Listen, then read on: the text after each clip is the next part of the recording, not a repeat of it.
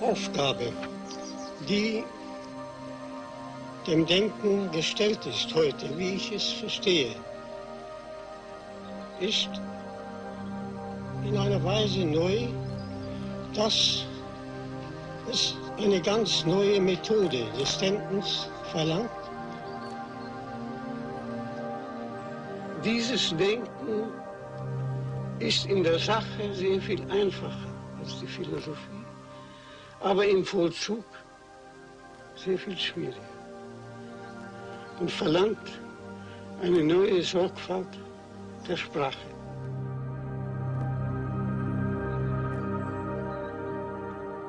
The renowned philosopher Martin Heidegger lived for the whole of his life in the Black Forest area of southern Germany. He looked, talked, and often acted like a typical German farmer, but he thought like nobody else alive. The moment one reads Heidegger, life is different afterwards. Now, there are lots of reasons why that's the case, but it has a lot to do with the power of the argument and its novelty. The "I can't imagine ever having thought that before" feeling. It just changes the way you view philosophy. As you get into it, it can become indispensable to one's own feeling of how thinking gets itself done. And to those who say, look, this isn't philosophy, I say, fine, I'm not terribly interested in the supermarket label, call it what you will. Are you able to cope? Are you able to live with its completely new, radical grasp on the world?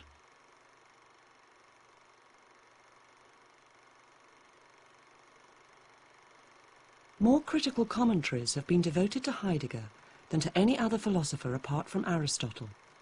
He is undoubtedly one of the most important figures in the history of 20th century thought. But not everyone who mentions his name today does so with approval.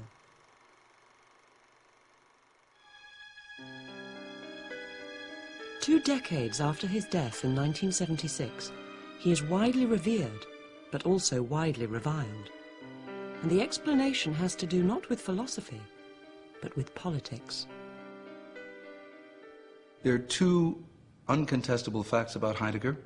One is that he was a brilliant philosopher. The other was that he was a nefarious Nazi.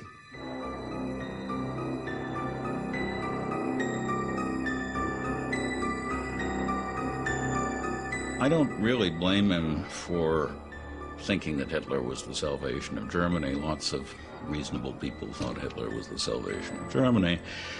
But they usually also thought that all this stuff about the Jews was just, window dressing and didn't really come to anything. What I find hard to forgive about Heidegger is after everybody knew about Auschwitz, knew what Hitler was leading up to, he just pretended that he hadn't really been there or had nothing to say or something like that. What sort of man was Martin Heidegger? How did he come to align himself with the most sinister political movement of modern times?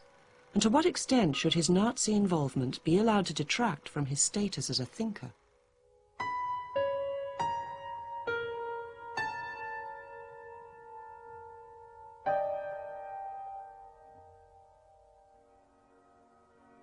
Heidegger's story begins in the small town of Meßkirch, where he was born in 1889 and laid to rest 87 years later.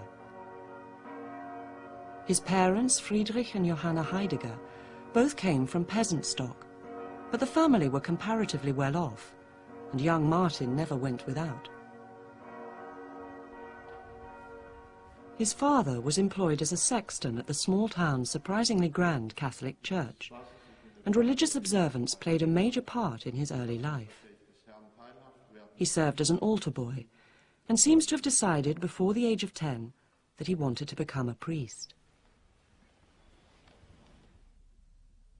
He was small in stature as a child, but the power of his personality was apparent even then. Hans-Jorge Gadamer, a student of Heidegger's during the 1920s, discovered as much when he visited Meßkirch towards the end of that decade to find out more about his tutor's early life. 70 years later, at the age of 98, Professor Gadamer, now a world-famous philosopher in his own right, remembers the visit well.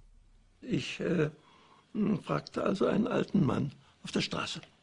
Das sagen Sie mal, wie war denn eigentlich der Professor Heidegger? Den kannten Sie doch sicher als Kind. Den Martin? Ja, natürlich kannte ich den. Na, wie war er denn? Tja, wie soll man da sagen? Er war der Kleinste, er war der Schwächste, er war der unruhigste, unbrauchbarste von allen. Aber er hat uns alle kommandiert. Also was da so aus einer Ausstrahlung eines solchen Knaben zu spüren ist. Ich habe es dann später oft genug gemerkt, wie auch natürlich, wie schwer es ist, wenn jemand eine solche Ausstrahlungsmacht hat, sie nicht am falschen Gegenstand zu betätigen. In 1909, having received a grammar school education paid for largely by the church, Heidegger enrolled at the University of Freiburg, the city in which he was to spend the bulk of his working life. He started off as a student of Catholic theology, but his faith in God suddenly began to weaken, leading him to change his subject first to mathematics, then to philosophy. His interest in this field had been aroused by the work of one of his professors, Edmund Husserl. He was the originator of an important philosophical movement known as phenomenology, which offered a new understanding of human consciousness. Husserl took the promising young scholar under his wing, doing everything he could to promote his career, a kindness Heidegger would later repay in the most callous way imaginable. Before Husserl's sponsorship had time to take effect, Heidegger found himself caught up in the First World War, not as a frontline soldier, but in several less hazardous roles. Er hat später diese Zeit des Ersten Weltkriegs als heroische Zeit für sich in Anspruch genommen. Das stimmt natürlich nicht. Er war, wenn man so will, einer, der versucht hat, möglichst lange nicht an die Front zu müssen. Das muss man einfach sagen. Er hat einen Dienst, der quasi militärisch gewesen ist, nämlich bei der Postzensur in Freiburg angetreten und ist erst am Schluss des Krieges, also seit Juli 1918, als Meteorologe, als Wetterwart eingesetzt worden. Das war in der Westfront, hinter der Front, vor allen Dingen um die Windverhältnisse für den Gaskrieg einzustufen, dass man also wusste, wenn Westwind trifft ist und eine besondere Gefahr für die deutschen Truppen bestand. While the war was still going on, Heidegger married the woman who would remain at his side for the rest of his life, an attractive economic student called Elfriede Petri, who soon bore him 2 sons. In 1923, when the boys were still small, the family moved to Marburg in central Germany, where Husserl had helped Heidegger find himself a job as an associate professor of philosophy. Heidegger never took to Marburg, however, and whenever he could, he made his way back to the Black Forest. His destination was a simple wooden hut he'd had specially constructed for himself on the slopes of a mountain called Totnerberg. This was to be his spiritual home for the rest of his life, somewhere he could always find the solitude he needed for his work. The family spent time here as well, though, and it's a place to which Heidegger's younger son Hermann remains deeply attached.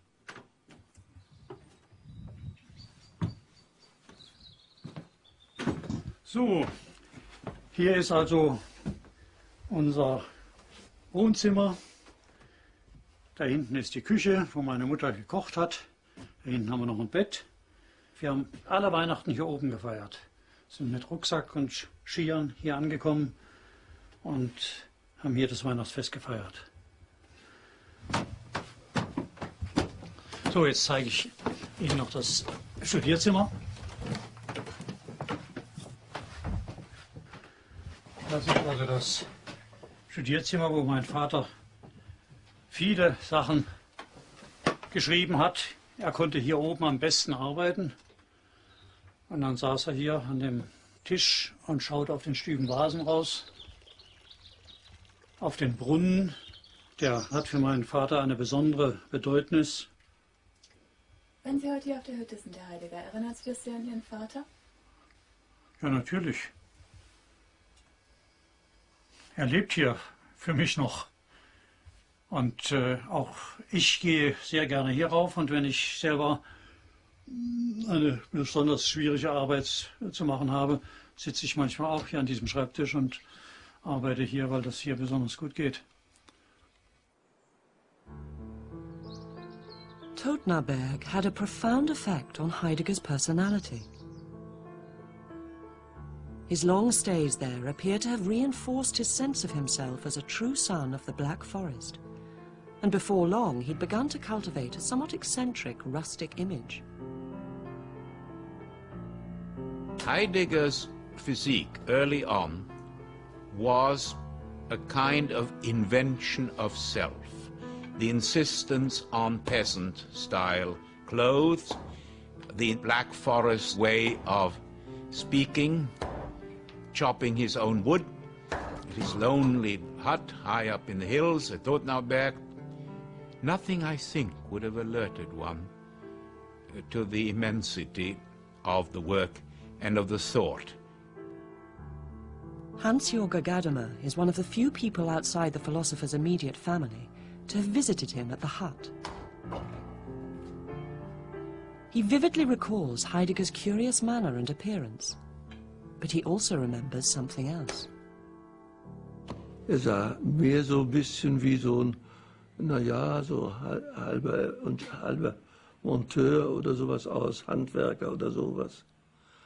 Aber die Augen, da sah ich, da war Fantasie nur in einem ganz anderen Grade, als wie etwa bei Husserl oder den anderen großen Namen, Natop, die ich so kannte.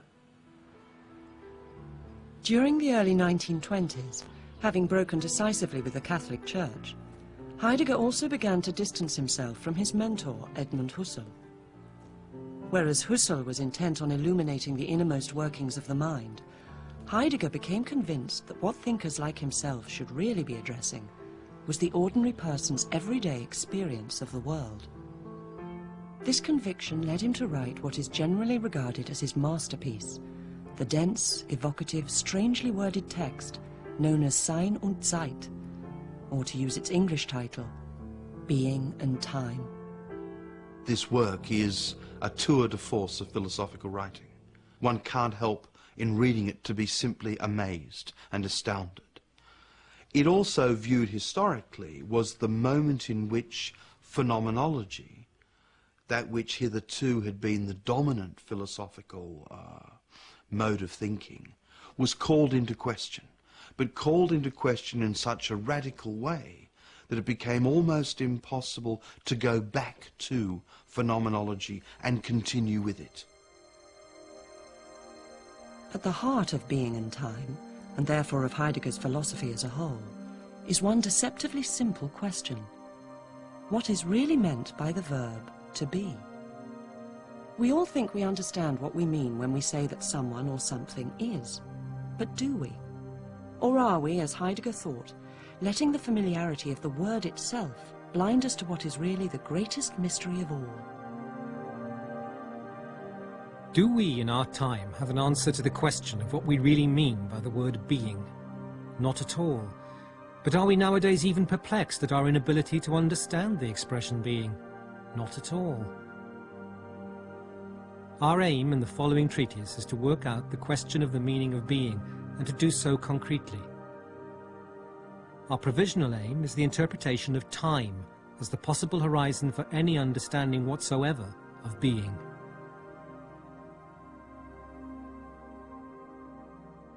Immanuel Kant, no small figure, he had said that space and time were equally important. They were the way we organized our world.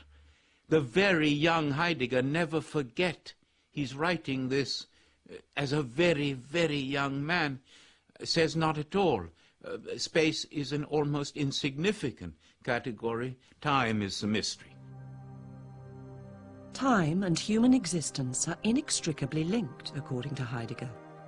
Our being, he says, is really a process of becoming. And this key insight leads him to reject the idea that there is such a thing as a fixed human essence. Heidegger's major contribution in Being in Time is to show how the old Aristotelian essence of man as the rational animal is, in effect, an abstraction, because what comes first is man's own existence. And existence for Heidegger is nothing but this stretching, whereby we are constantly projecting ourselves into a future, always expecting things, always hoping things. Heidegger is a man who first wanted to investigate how practical action shows that we're pulled ahead of ourselves into purposes that we're trying to fulfill, into tasks that we're working on. Think of a farmer in the Black Forest, for example, making a barrel. This is someone who has a future task that he's trying to fulfill, and he has a logic operating there that shows that the human being is actually extended ahead of himself. The ahead is where we really live, what we desire to do, what we anticipate, what we want this wood to turn out to be. People who live and work in traditional rural communities have an instinctive grasp of their own humanity, according to Heidegger. They are fully absorbed in and connected to the world. But they are also a clear minority of the human race.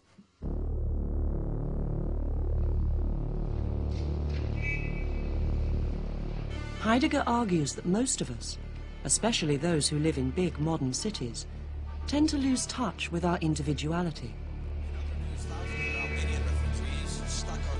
Forced to conform to patterns of mass behavior, we experience strong feelings of anxiety, he says, and end up leading what he calls inauthentic lives. Most of us live what he called a life of one. One is one. One does this. One thinks that. One moves in this way. And he's saying to you, no, the I is not one. And this was, in the 1920s, sheer breathtaking prophecy before the great mass market detergence of standardized life and death which has swept over us. The consumerism even of our deaths, they don't belong to us anymore. And he gave the great warning. He said, as this soap powder spreads over the planet, over the universe, it will be almost impossible for you to be you and not just one. Being and Time was to make Heidegger's name once and for all. But before it was even published, he started to be spoken of as an original and explosive thinker. Drawing on his unpublished theories, he gave a series of brilliant lectures at Marburg University, which had a huge impact on all those who heard them. One young woman in particular found herself overwhelmed. She was Hannah Arendt, a talented and beautiful Jewish student who would later achieve world fame as a commentator on the evils of Nazism. Arendt became a pupil of Heidegger's in 1924. He was immediately struck by her, and before long they had embarked on a brief but passionate affair. She knew that she was with a man who had a reputation in German intellectual circles for being, she sometimes later put it, a secret king of philosophy. But she was also very remarkable, and both of them seem to have conceptualized this relationship as a mystical event, and she remained loyal to it because it had been so formative.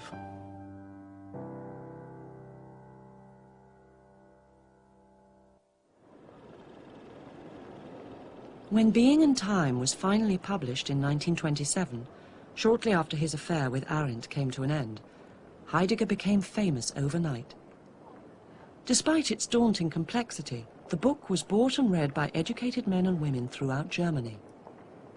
Its success was due in large part to the troubled and questioning spirit of the time. Heidegger's existential point of departure in Being in Time satisfied the needs of a generation that was lost in the aftermath of World War I, and for which questions of existence, the wherefore, and whither of human existence were absolutely central. The book caused ripples of excitement not just in Germany, but all over the world. And in 1928, Heidegger returned in triumph to Freiburg University, taking over the chair of philosophy left vacant by the retirement of Edmund Husserl. At the relatively young age of 39, he had suddenly acquired the status of a major philosopher. But within a few years, he would tarnish his reputation forever by embarking on a calamitous political adventure.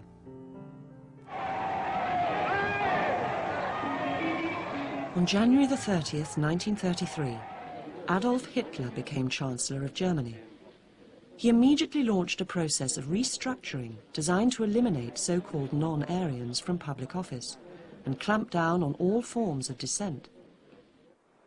Towards the end of April, after the rector of Freiburg University had resigned in protest at these measures, Heidegger astonished almost everyone who knew him by allowing his name to be put forward in the ballot to elect a successor. He was duly elected by an almost unanimous vote of the university's governing body, although 13 of the professors who would normally have been entitled to vote were forbidden to do so because they were Jews. A week later, Heidegger delivered his inaugural address as rector to a capacity audience in the university's main hall, specially bedecked for the occasion with swastika flags. Then, on May the 1st, a symbolic date in the Nazi calendar, he officially joined the party, thereby winning the gratitude of all those who wished to see Hitler succeed. The first few months of Nazi rule were by no means a sure thing. It was still a bit of a tenuous operation, so the initial months were very important. And this was the specific finding of the University Denazification Commission, that Heidegger had played an essential role in placing Hitler into the saddle by serving to legitimate the regime on the basis of his immense worldwide philosophical prestige. Those who had known the Wizard of Meschirch during his days at Marburg University were stunned and appalled when they heard what he had done. Also ich kann jetzt nicht nur, brauche jetzt nicht nur von mir zu sprechen, sondern von allen seinen Schülern. Wir waren fassungslos. Wir hätten das für vollkommen unmöglich gehalten. Man legt jetzt sehr oft Wert darauf, und das ist natürlich nicht ganz falsch, wie war dieser Irrtum von ihm möglich. Das heißt also, wir damals dachten, der ist verrückt geworden.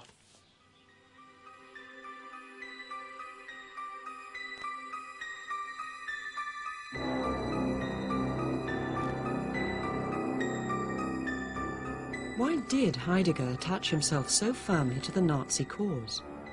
What factors other than personal ambition impelled him to act as he did?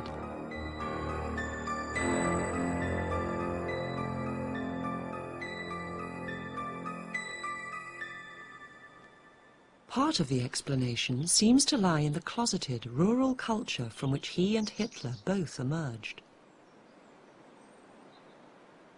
Heidegger grew up a very conservative Catholic in a very conservative southwest Germany. He was a rural man, not very comfortable with urban life. Nazism claimed to offer a preservation of a more simple, rural life at the same time as it promised a tempered move into the technological 20th century. I think this was a great appeal to Heidegger. Deutsche Arbeiter, an das Werk! Nazism also was famous for its anti-Semitism, and I think Heidegger shared in the cultural anti-Semitism of his nation of that time without yielding, I believe, to the crude biological anti-Semitism of Hitler. He didn't need Hitler to be an anti-Semite. He had that already from his culture.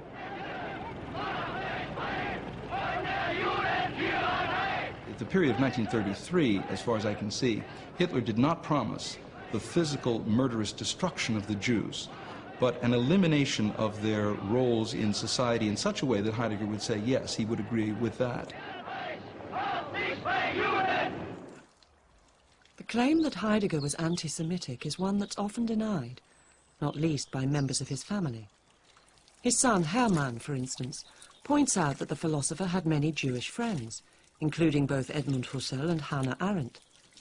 However, the evidence that points to him having a deep antagonism towards Jewish culture as a whole, as opposed to individual Jews, is too compelling to ignore. In 1929, Heidegger wrote a letter to a friend of his to say that Germany now is at a crossroads. Either it goes down the road of the Jewification of German culture, or it continues down the other road to the restoration of Greater Germany. Now, the word Heidegger used for Judung is a very anti-Semitic term. You will not find it in even the biggest German dictionaries. However, you will find it in Mein Kampf, where Hitler used it in exactly the same terms. Another telling piece of evidence came to light purely by chance when Professor Rainer Martin, a one-time student of Heidegger's, stumbled across an old book about Hermann Göring. When he opened it, he was astounded to discover it had once belonged to his former tutor. Ein wahrhaft schlimmes Buch. Heidegger hat es einem Freund geschenkt, und zwar dem Kunsthistoriker Janssen, so steht auch hier darin, der lieben Familie Janssen zur Erinnerung an den 3. März 1933 in Freundschaft Martin Heidegger.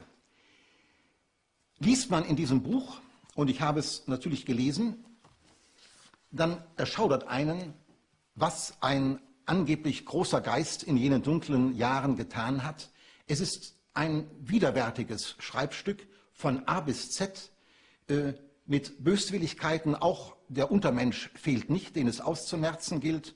Und das schenkt man einem anderen hochstehenden Geist, und er findet das auch noch hübsch und legt bescheiden ebenfalls Unsinniges aus der Zeitung ausgeschnitten über diesen Herrn Göring mit hinein. Heidegger appears to have hero-worshipped Hitler and his cronies quite as slavishly as any Bavarian housewife, and there can be little doubt that his adulation had its roots in a shared inheritance of racial prejudice. But he also seems to have detected a strong affinity between the Nazi creed and certain tenets of his own philosophy. In virtually all Heidegger's lectures and texts from the 1920s, he'd been calling for some kind of notion of community. And of course, one of the linchpins of Nazi ideology was the idea of a national community that would unite all Germans.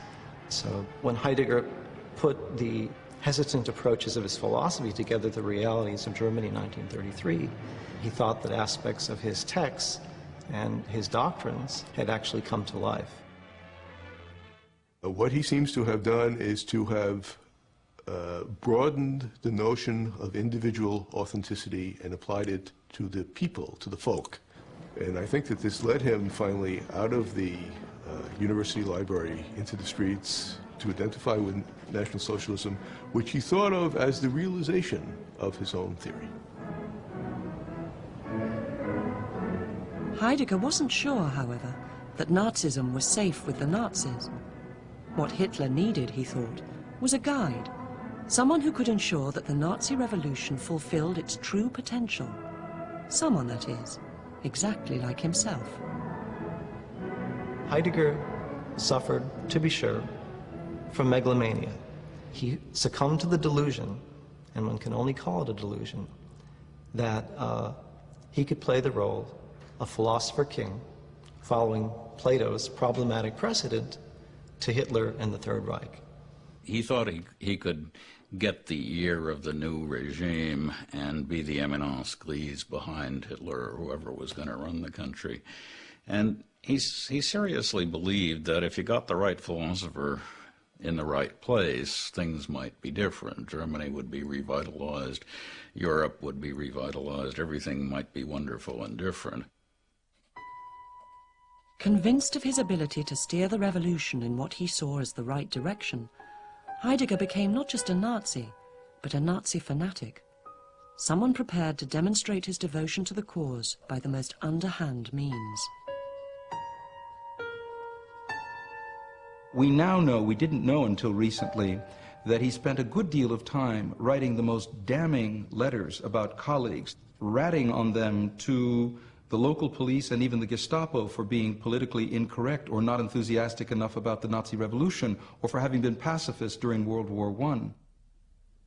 The most prominent victim of Heidegger's denunciatory campaign was Hermann Staudinger, a professor of chemistry at Freiburg, who would later be awarded the Nobel Prize.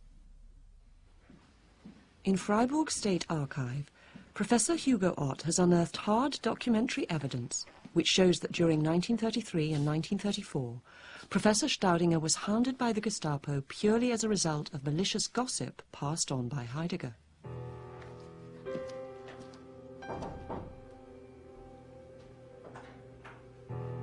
The documents reveal that on the 29th of September 1933, the philosopher held a meeting in his office at Freiburg University with a senior Nazi official. He had requested the meeting himself, with the sole aim of communicating politically damaging allegations regarding Staudinger's supposed conduct during the First World War. Heidegger alleged that the scientist had been both a pacifist and a spy, and that he'd handed over manufacturing secrets related to Germany's chemical weapon production to hostile foreign powers. As a result of these claims, which eventually proved to be groundless, the future Nobel Prize winner was subjected to several months of surveillance and hostile interrogation. To ensure there would be no let-up in the investigation, Heidegger helpfully wrote to the Gestapo's regional commander, informing him how he thought the case should now be handled. Und Heidegger führt die einzelnen Punkte der Gestapo-Untersuchungen auf und kommt dann am Schluss seines Briefes zu dem Antrag, den er als Rektor stellt, dass Staudinger aufgrund seiner politischen Vergangenheit, die negativ ist jetzt im neuen Deutschland, nicht mehr an der Universität Freiburg lehren darf, sondern dass er auch nicht einmal pensioniert werden darf, sondern entlassen, das heißt also ohne Bezüge aus dem Staatsdienst zu entfernen ist. Und Heidegger unterschreibt das eigenhändig: Heil Hitler, Heidegger. Ein schlimmer Brief. Wäre er bekannt gewesen 1945, Heidegger hätte nie eine Chance gehabt, in der Universität heimisch zu werden. Of all those who suffered at Heidegger's hands, no one had more cause to feel betrayed than Edmund Husserl, the man who did so much to launch his career. Shortly before Heidegger took over as rector, Husserl was sent a circular letter banning him from using any of Freiburg University's facilities because he was a Jew. When Heidegger took office, he could easily have rescinded this order, but he chose not to. The effect on his old master was devastating. Husserl war furchtbar getroffen, aber er war ein Philosoph, der auch eine gewisse stoische Komponente hatte, also gelassen, alles zu ertragen. Und, aber er war innerlich fast zerstört, das muss man sagen. Und Husserl hat dann in verschiedenen Briefen an enge Freunde seine große Trauer zum Ausdruck gebracht über diesen Irrweg seines ehemaligen Schülers und seines gewissermaßen Sohnes, geistigen Sohnes. Stories like this are shameful enough, but many people are convinced that Heidegger bears an even greater burden of guilt. That's because of the part he played in convincing impressionable young people all over Germany to put their faith in Hitler. Professor Raymond Klibanski, an internationally respected scholar now aged 93, was an undergraduate in Heidelberg when the Nazis came to power.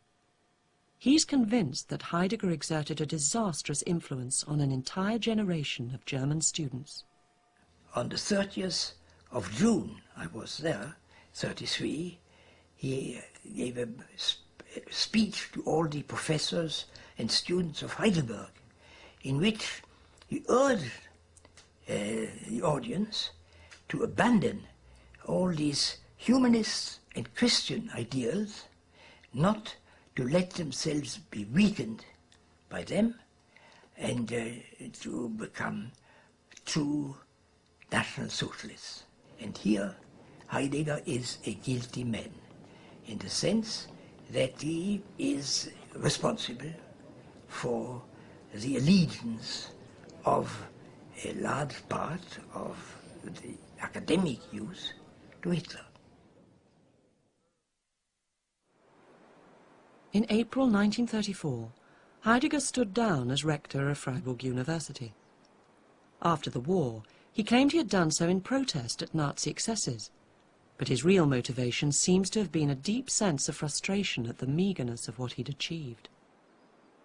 His disillusionment with National Socialism is not a disillusionment with National Socialism. It's a disillusionment with the possibility that a political party could enact the thorough change that he wants and which has emerged from his study of the history of philosophy. Chastened by his ill-fated dalliance with worldly affairs, Heidegger returned to the life of the mind. He began once again to spend as much time as possible at Totnaberg, where his thought gradually entered a new phase. The move from the period of the rectorate into the 40s and 50s, all the way to his death, is a move to poetry and to language in particular as the space, the place where one should look at one's relation to being and to history as a whole. Every great poet has intuited this, but Heidegger has said it, that it is not we who speak language, but language which speaks us. It structures our world. It structures our sense of time, of identity, of human relations, of love, of violence, and so on.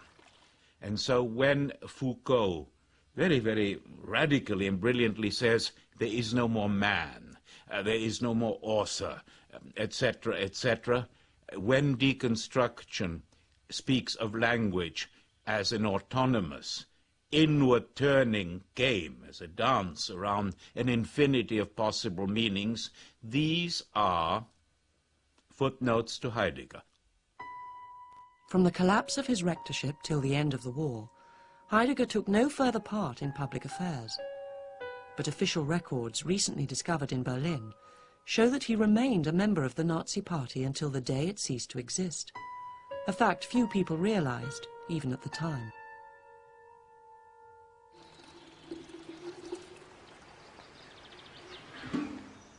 The philosopher's nephew, Heinrich Heidegger, who still tends the modest grave in Meßkirch Cemetery where his uncle lies buried, was a schoolboy during the war. He vividly recalls the moment he first realized that his distinguished relative was a Nazi Party member. Januar 1944, da hat mich eingeladen nach Freiburg, Manuskripte und Abschriften zu Bergen einzuladen und nach Meßkirch zu transportieren. Aber interessant ist, hat mich auf den Zug begleitet in Freiburg, da musste man noch etwas warten und sagt dann, stell dir vor, jetzt müssen wir das Parteiabzeichen tragen. Dann frage ich ihn, ja, bist du in der Partei? Das war für mich wie eine Offenbarung. Ich war ein Gegner der Partei, wie die ganze Familie bei uns. By the time this conversation took place, the pressure was mounting for Heidegger, as it was for everyone else in Germany. The war was turning into a rout, and Hitler's days were clearly numbered. On November the 27th, 1944, Freiburg was subjected to a massive bombing raid, and the university, which sustained heavy damage, had to be abandoned. The philosophy department relocated en masse to Castle Wildenstein, a medieval fortress overlooking the upper Danube Valley, while Heidegger himself was put up a few miles away by one of his favorite students, Princess Margot von Sachsen-Meiningen, with whom he was having an affair. He stayed in the princess's hunting lodge for several months, keeping well away from Freiburg until he could tell how he might be treated by the French troops, who'd taken charge of the city. Sein Verhalten 1933 war ja dann für viele ein Anstoß und da wusste er nicht, wie es ihm ergehen wird. Darum hat er sich in diesen ersten Wochen nach Kriegsende praktisch versteckt. As it turned out, Heidegger was quite right to be concerned. Within a few weeks of Freiburg's surrender, French officials arrived at his home on the outskirts of the city. They carefully surveyed the house and its contents, and then informed Elfriede Heidegger, who was living there alone, that the property would be requisitioned for use by Allied personnel, because its owner was known to have been a leading Nazi Party member. This threat was soon lifted, thanks to a certain amount of string-pulling by Heidegger's friends. But the philosopher could see the way things were going, and he soon decided to return to Freiburg and face the music. Herr Dr. Heidegger, Sie wurden am 21. April 1933 zum Rektor der Universität. He duly appeared in front of a special denazification commission, composed of members of the university faculty who'd been opposed to the Nazi regime. Stehen Sie zu dieser Aussage? Diese Fragen sind nicht fair.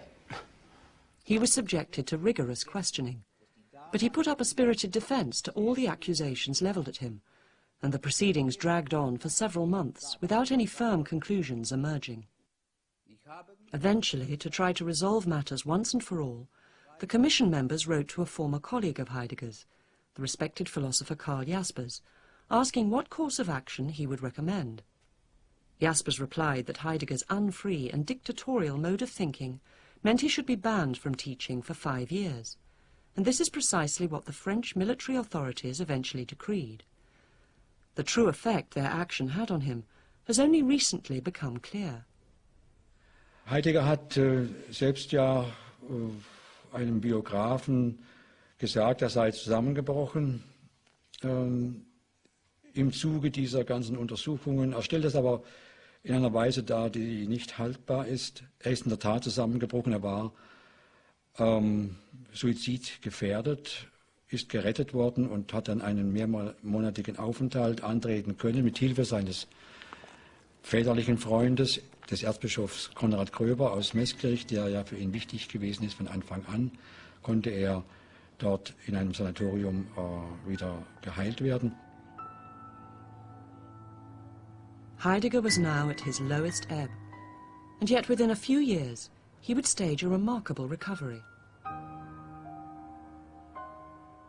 Almost as soon as the war ended, he began to be cited as a key intellectual influence by several up-and-coming philosophers, most notably Jean-Paul Sartre, whose book Being and Nothingness was conceived as a companion piece to Heidegger's Being and Time. When Heidegger resumed teaching again in the early 50s, the support of Sartre and other existentialist thinkers helped to re-establish him as a major academic star. Es ist die Zeit, in der wir wohl in Deutschland allgemein als restaurative Zeit rechnen müssen. In dieser Zeit kommt er wie der Vogel aus der Asche, wie Phönix aus der Asche zu neuem Leben und zu neuer Anerkennung, ja, zu einer unerwarteten, großen Anerkennung international. Das ist ein Wunder, so wie das deutsche Wirtschaftswunder ein Wunder sein mag, vielleicht. The one person, other than Sartre, who did most to restore Heidegger's damaged reputation was his former lover, Hannah Arendt, who had been forced to leave Germany in the early 30s and settle in New York. There, in a small brownstone apartment on the Upper West Side where she lived with her husband, she had begun to produce the stream of writings that would make her famous as a penetrating commentator on Nazism, to which she would forever attach the often-quoted phrase, the banality of evil. At the end of the war, Arendt wrote a fierce letter to Karl Jaspers, calling Heidegger a potential murderer because of his treatment of Edmund Husserl. But when the former lovers met again face to face, her view of him softened. The meeting took place in Freiburg on the 7th of February 1950. Arendt was visiting the city in connection with work she was carrying out on behalf of a special body set up to recover Jewish property stolen by the Nazis. She sent Heidegger a note telling him of her arrival, and that evening he visited her in her hotel. He memorialized the meeting with a poem, and she said that conversation took up as though no time had intervened. So I think you can see that this relationship existed on another plane as far as both of them were concerned than the worldly one in which the hotel was situated. She reports that he is contrite about his involvement with the Nazis, but not in any very knowing way, that he doesn't really understand himself and he doesn't understand the significance of what he's done.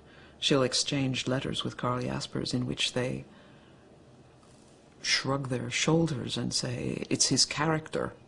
There's nothing to be done about it. Like, he's a fool. And in many ways he was.